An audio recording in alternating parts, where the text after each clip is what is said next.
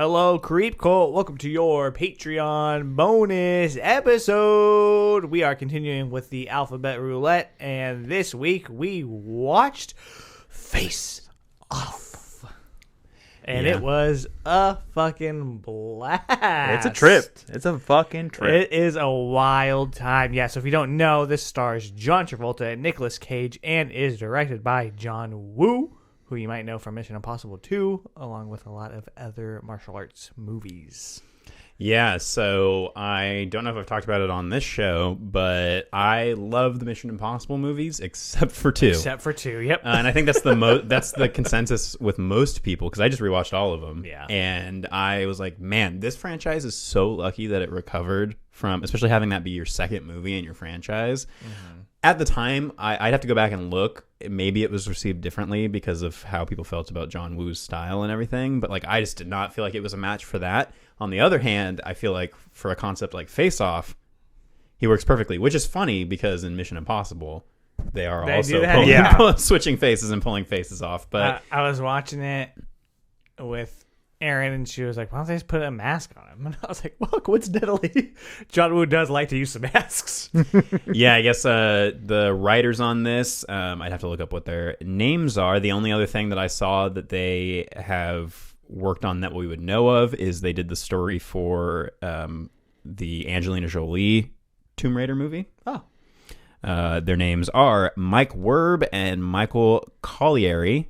And they also wrote Jim Carrey's The Mask. Oh, okay. I like Speaking that movie. of masks. Yeah. So if you don't know, the basic plot of this movie is you got a good guy, John Travolta, FBI agent. Sean Archer. Yes, and he is hunting down Castor Troy, played by Nicolas Cage, who is a terrorist, and eventually catches him, and Nicolas Cage is in a coma, and they decide to switch their faces because they're trying to like stop a weapon of mass destruction. Yes, they need a bomb with the world's longest timer. Yeah.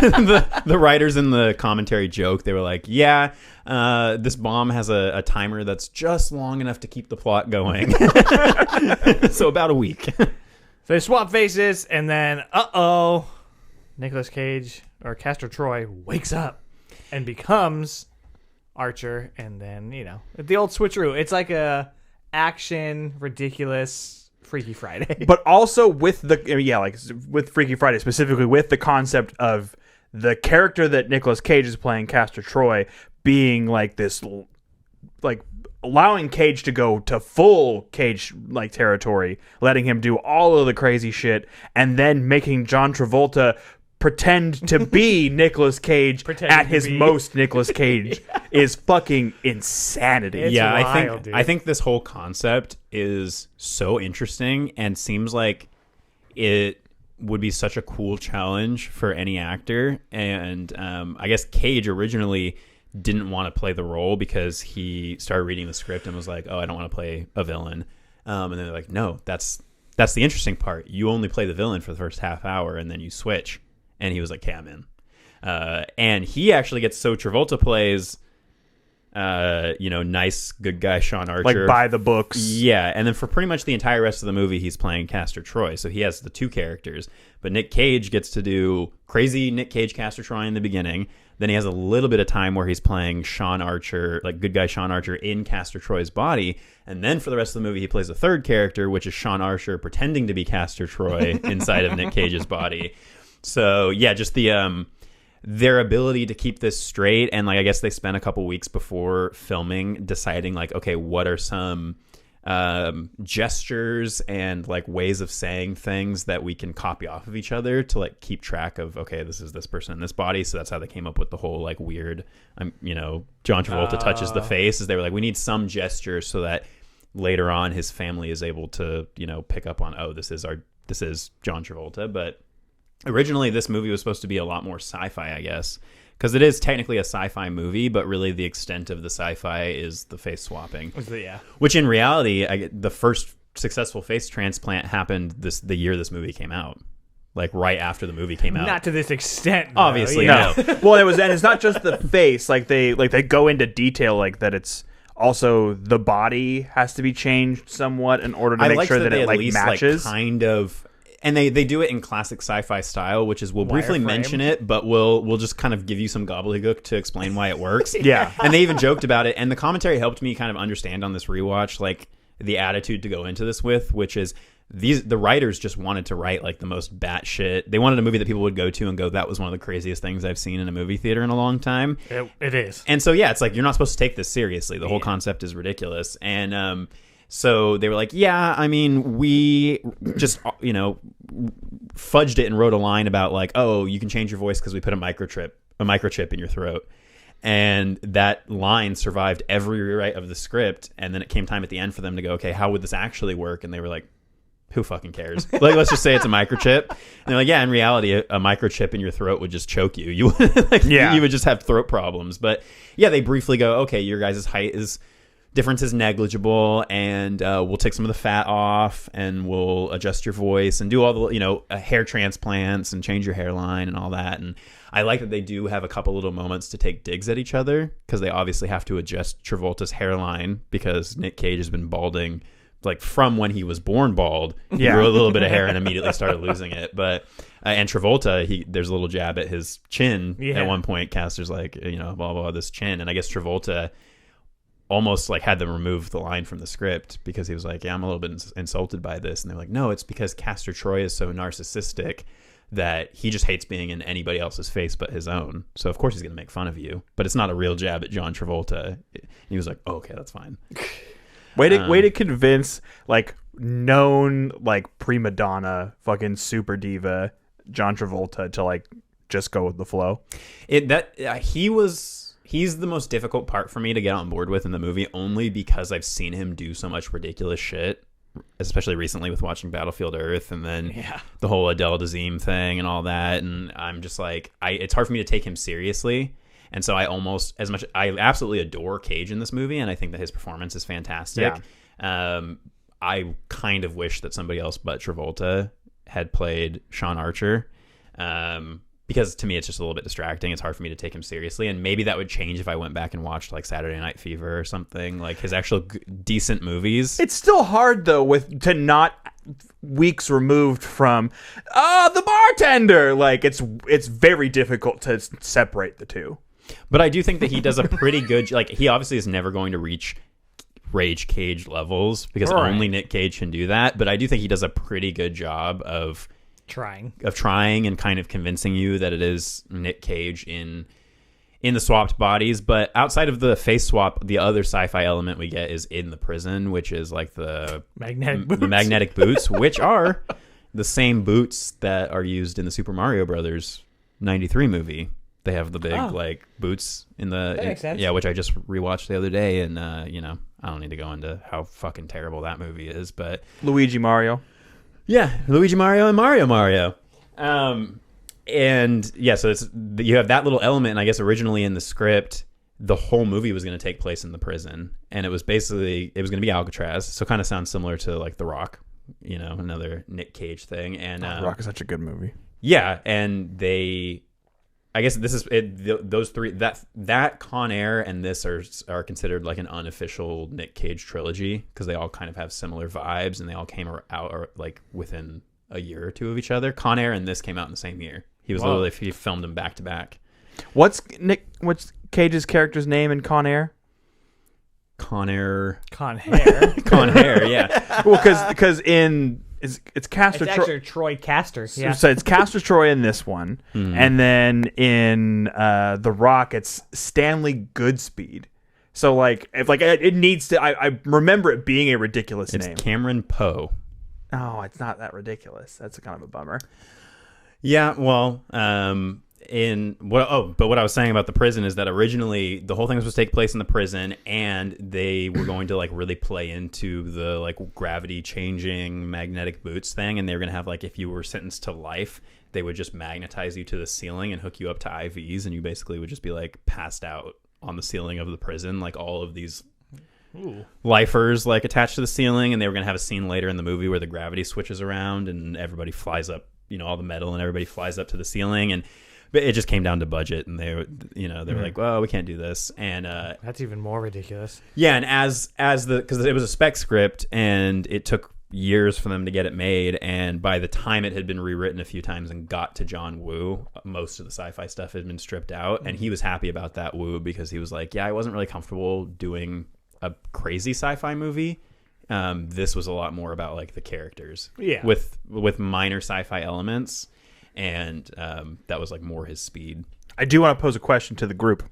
So there's one component they do not mention about either of these men. Their penises. How did you know where? Does the wife tell the difference? That's it. That's my question. Is if your significant other, if they did you ask Brittany? No, I have not. But if your penis was a little bit different, would they notice? See, that's something where I was wondering, and I was like, I mean, yeah, I would have to ask a woman and be like, can you tell that? Like, I would assume that depending on how, if Travolta has like a real hard left bend to his dick, and and Cage has a one that goes kind of up, maybe you could. I don't know. I'm not a woman, so I don't know if it's one of those things where it's just like, I don't know. It's all or a significant size difference. I think that would be. Those would be the two like calling card like tell. Yeah, we definitely needed like a whole 5-minute segment of them like augmenting the dick and copying the shape and doing a cast and all that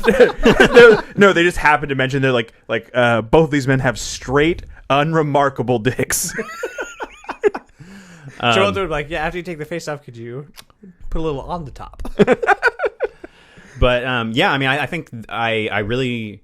As goofy as this movie is, I really dig it. It's a blast. Dude. Yeah, I think it's probably like a half hour too long.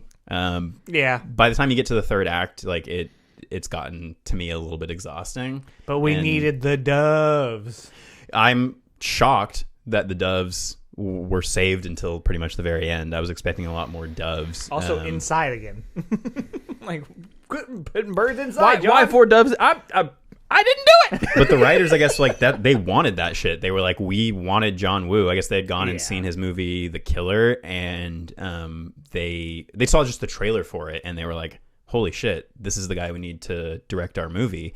And then they ended up going and seeing the movie and going, yeah, this has a lot of the same beats and styles of what we're going for with our movie. So they basically like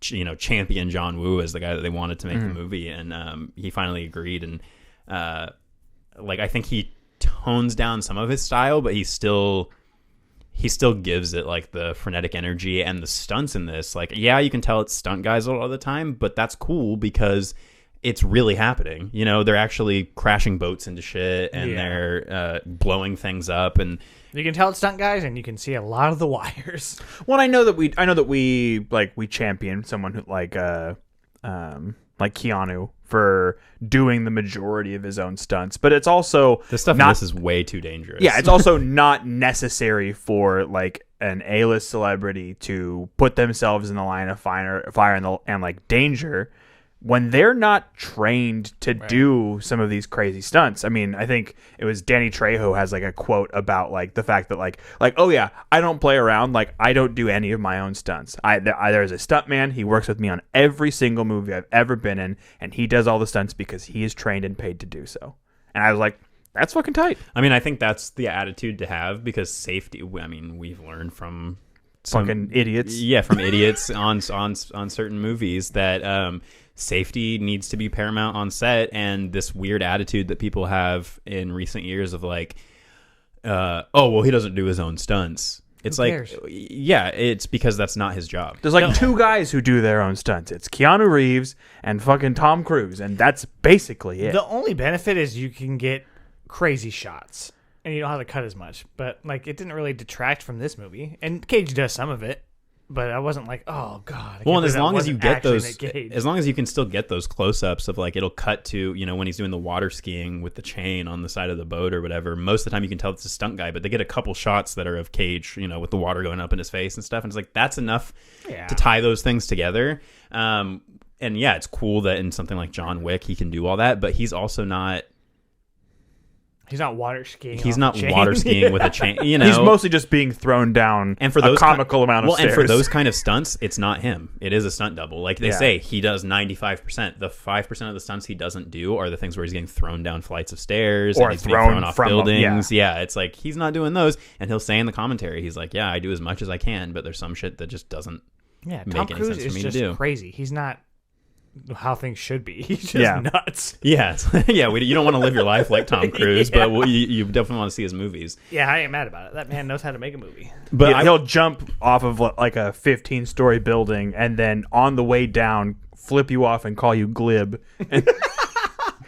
I saw a video recently of him, like an old interview on a red carpet with like a guy who like squirted him with a little like joke flower or something, like squirted him during an interview. And dude, I have never seen a scarier human being, because he just goes stone cold serious all of a sudden, and he just goes, that is so rude. Why would you do? And the guy like tries to end the interview and kind of walk away, and he's like, no, don't go away, don't run away. And I was like, holy shit, I would just kill myself on the spot. Just commit ritual suicide. Just Yeah, because I was like, there's no end to the possibilities of what Tom Cruise could now do to me. Like, he has the entire Church of Scientology, you know, behind him. But anyway, back to Face Off. I was wondering the entire movie if we were actually going. I was like, did I make up the whole, I want to take his face off? I was like, did I make that up? Because, you know, almost the entire movie you go and it's like, nobody said it. And then you get to a scene where they say it literally like 10 times in a row. And it's just him and the other guy standing there just going, face off, face off. And I was like, okay, cool. We got it. Yeah, I guess the really weird part for me is the ending. Like, your husband is having this major surgery and you're just sitting at home waiting. Like, why would you not be there, for one, right? And I was like, that's weird. But I know we did it for the drama. Yeah. Of his like shadow in the window, and then them adopting this child. Like, how fucked up is that? Like, it's not a surrogate for your son. Like, that's already fucked up. And then on top of it, it's the son of the man you killed because he killed your son. Like, that's all kinds of fucked up. So That's wild, though. I mean, you're basically picking up on like that whole thing was changed up because the studio had a big problem with him adopting the kid, and Wu was like, I think that's just a cultural difference, because he's like, yeah, in my Hong Kong movies, that would make total sense that the hero at the end would want to make sure this kid, isn't left to just go into foster care, fend for himself or whatever. And it's like, to me, it made to Wu, he was saying like, to me, it made absolute sense that because he was like, people would be wondering at the end of the movie, like, but what about the kid? Sure. No, what happened with him? Western movies, they're like, oh no, we leave the kid and the kid gets no help and no support, and we get Castor Troy 2 in Face Off 2 15 years from now. Well, and he also was saying, the whole scene with the kid listening to Somewhere Over the Rainbow while all the crazy shit is happening, is he's like, that's like his origin story of like how kids turn into people like Castor Troy and stuff. He was like, this is his, things were fine, and now he's going to see this like life-changing amount of violence that's going to potentially lead him down a dark path. So that's kind of like why he wanted to have him, go with the family at the end and have that whole thing. I mean, it does feel a little bit weird, and also that entire little ending bit feels very melodramatic compared to the rest of the movie. Oh, totally. And I guess in the original ending, it was going to be Archer waking up and looking in a mirror and realizing that he still had Castor Troy's face, and there would be like a gasp from the wife or something, and it was supposed to be a more ambiguous, like, scary ending of like what's going to happen. And test audiences didn't like it. They wanted something that was a bit more like clean wrap up, schmaltzy. Clean wrap up what? This movie is fucking bananas. Let it just end bananas. That's where they draw the line. Oh, I don't want my movie that's bananas to end bananas. I would have been still fine with it does. ending just with them both getting put into the ambulance at the end. I like that little bit of that, it's the two of them lying next to each other, and I like when he takes the wedding ring and puts it back on himself, and I was like, I would have been fine with it just kind of, ending with the ambulance going off and us not knowing for sure if he gets his face back. Or I would have been fine with like, okay, his family now has to live their lives with this guy who is her husband and the father, but looks like the man who killed their son. I was like, that would be a really dark, like, fucked up thought of like, oh, now you have to live with this guy, and or like, not. yeah, Which or is it also ruins their still relationship. fucked up, Yeah, and I was like, that would have been cool and dark, but I just think for the type of and he was trying to cater for an American audience that likes the more like happy ending type thing. I think if So you want this really fucking like over the top cheesy schmaltzy ending, pussy boy. but I mean, I do think it takes some swings that I'm sure made a lot of people uncomfortable, and I mean they make me uncomfortable, but in a way where I'm like, ooh, this is the real like meat of this idea, which is the whole him like Castor Troy going back to the house and sleeping with the wife like that. I guess the studio really fought against that too, and they were like, we don't want that to happen. It's like too fucked up. And Wu was like, that's the interesting part of doing this idea, is that now he is going, like, there's no threat unless he successfully infiltrates the household and starts making moves that convince you like he might win at the end if Sean Archer doesn't get out of the prison and do something about it. Yeah, I totally forgot that he kills everybody that knew about it. And I was like, oh, that's how he... Yeah, he kills Hargreaves from Umbrella Academy. Mm-hmm. That's the bald doctor who does the surgery. I didn't realize Fior. that. Yeah, he's a character actor. One of the FBI agents is Gavin Belson from Silicon Valley. Oh, shit, yeah, it that's totally right. is. Yeah. Hella young. I was like, is that fucking Gavin Belson? And then I don't think we mentioned on mic, but Joe Bob Briggs shows up for a second, or I think John Bloom is his real name. But yeah, so outside of that, What do you think, John? Like it, hate it? Like, did you have fun? This movie's dope. It's stupid. The concept is so nonsensical that it could never make sense and never be plausible. And for all of those reasons, it's fantastic. Like, it just is so fantastical, like so far outside of the realm of possibility because of the fact that a character like Castor Troy exists. And I think that giving Nicolas Cage carte blanche to be fucking ridiculous in fucking Catholic robes. yeah, and shit. it's just that it's bit fucking, at the beginning is iconic. Yeah, and him going up behind the singer in the choir and like feeling her up and doing that whole thing, and yeah, and then him with his silk coat blowing in the wind, and he's got his fucking dual gold pistols, which that all makes a comeback in Unbearable Weight of Massive Talent. Oh, really? Like they have because they use those pretty convincing wax figures for all the surgery stuff, and because there's no actual actors in those scenes, it's just these really convincing wax dummies, and You can kind of tell, though. yeah, but for what they're using him for, and I guess John Woo at one point like walked in on the set and was convinced that Nick Cage was laying there on the table for like a half hour, and was just like, man, he's really good at yeah, and then was like, oh shit, no, our makeup effects team is just really fucking good. But I totally forget what I was saying about my train of thought.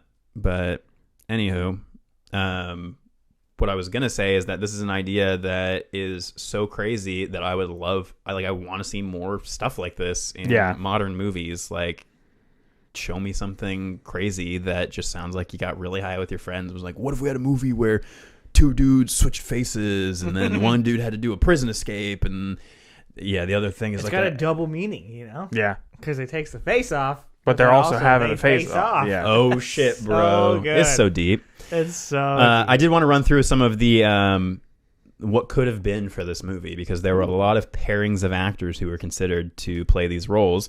One of them was, and the first one that was seriously considered, was Sylvester Stallone and Arnold Schwarzenegger. That's kind of who Classic. the script was written with in mind. It's funny because when you mentioned it was taking place in a like high tech prison, they have that movie called Escape Plan, which is similar. Yeah. In some ways. Yeah, I mean, it would have been such a different movie. It would have been so fucking funny, though. It probably would have still been a good movie, but it just wouldn't have been this movie. I see. I don't think that they could have done it because I don't feel like Sylvester would have wanted to play a villain in any way. On top of that, I think, Or could do it convincingly. I think stature-wise, I think Sly is much smaller. Well, I mean, Arnie they would have found some sci-fi way to fudge that, but Yeah. I think acting chops wise, neither of them have what it takes to really pull this off in a way that makes this as interesting as it is. It still would have been fun, but it would have gone down as like a. I don't think it would have been as wacky. Well, it would have just been like any number of Schwarzenegger or Stallone like sci-fi action movies that they've done over the years that like nobody really cares about or remembers. Like this, at least, like people remember this movie, and I think a lot of that is because of who's in it, especially Cage, Michael Douglas and Harrison Ford. Totally could have seen that. Don't think it would have been nearly as interesting, but they're both really great actors. Michael Douglas actually produced this. That was part of the reason that John Woo was so interested in doing it is because Michael Douglas, Nick Cage, and Travolta were all like heroes of his because he loved things they had been in, and he was like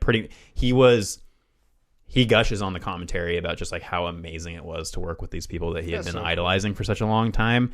And also like on Woo's birthday, because he had talked about how much he loved Clint Eastwood, they brought him a Dirty Harry poster signed by Clint that said like, to John Woo and signed. So and then at one point, I guess Cage was really seriously into a role or into a scene, and he had like gotten super into it and was super emotional. And then as soon as they called cut, they brought in a birthday cake for Cage and did a whole thing and totally like broke his immersion. And he just went over to Woo after that, and he was like, "Never do that again." Jeff Bridges and Nick Nolte. Nick Nolte, I 100% could see doing the like Castor Troy, and Jeff Bridges, I think, would have made a really good Sean Archer. To me, that makes a lot more sense than a lot of these.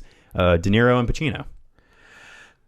I mean, it's like sort of like half of Heat. I mean, I think they could have pulled it off, but I don't think that it was necessary. Yeah. What about Mel Gibson and Bruce Willis? No. Okay. No. I can see it though. I can see it. I just don't want it. Steven Seagal and Jean-Claude Van Damme. I mean, yes, but only because it would be the worst movie that I've ever seen in my entire life. It would be horrible. Johnny Depp and Nick Cage. No. I kind of can see it just because I think that Johnny Depp is a better actor than Travolta is. I think Johnny Depp has played characters in movies that are like the nice guy kind of, so I could see him playing that role. I can't see him going to the heights of Cage. Yeah, like he wouldn't be able to match quite. Yeah. You need two eccentric people, but it's a fine line. And so I think like as much as I would have liked to have seen somebody but Travolta in that role, I think that's probably as close as they were going to get to like the perfect duo. At least they were for trying that to do. era, You need Cage and Carrie. That would have been pretty insane. Yeah. I mean, I don't know if either of them could go quite to the heights of the other in specific areas. I would have loved like to see imagine it try. Nick Cage trying to fucking go all fucking rubber face, like doing crazy Jim Carrey faces. I'm just imagining Carrie coming in, having into the household and seeing the wife and just smoking. Or if it was Pacino going into the house and seeing the wife, or with the choir, she got a great ass. Some other trivia about the character names, little details that I thought were really interesting. The brothers are Castor and Pollux, which is a reference to Greek mythology because Castor and Pollux are the twins that are transformed by Zeus into the Gemini constellation. So a little mythology reference there.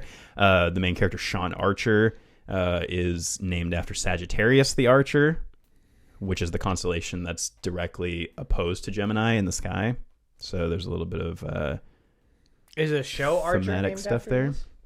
No, I do not think so. Sterling Archer. And then the two main characters' blood types reflect their antagonistic nature. Sean Archer's blood type is O negative, which is the universal donor, which reflects that his role as a police officer dedicated to serving the community. Castor Troy's is AB positive, which is the universal recipient, someone who takes from society without giving anything back. Somebody might be digging there for a thematic element, but I thought it was interesting. Sam Raimi was considered to direct this movie. God, that would have been so weird. But I think that it like weird in a different way, and I think this was better. Yeah, I think Woo was the perfect. Well, because Woo can do the action. Yeah. And that's the thing is like Raimi, I don't really know how he I mean, he did Spider-Man and those are great, but like this kind of action, like and it probably wouldn't have had, it might have leaned more sci-fi if Raimi had done it and been like a weirder, darker. He would have made some Archer. He would have made some weird shit about like the surgery being like really gruesome or something. Well, yeah, because this version is very restrained about showing you really any of the horrific stuff. Like you mostly only see the face removal like out of focus or in reflections, and then the last thing is that if you're itching for more Face Off, Paramount Pictures has announced. They announced back in 2019 that there is a remake. There was a remake. Now it's turned into a requel. So Cage and Travolta have expressed interest in returning, and currently Adam Wingard, who did Godzilla vs. Kong and You're Next and The Guest and a bunch of other stuff, the new Blair Witch, he is supposed to be directing the movie, which might come out at some point. So in a it's a couple sequel? years. So a sequel of some sort. We don't know if both people are coming back, but at this point, like, what else do they have going on? Cage and Travolta. Travolta's don't got shit going on. Except for a fucking T-Mobile home internet commercial. Yeah. He's going to milk that grease money as long as he can. Yeah. Why not?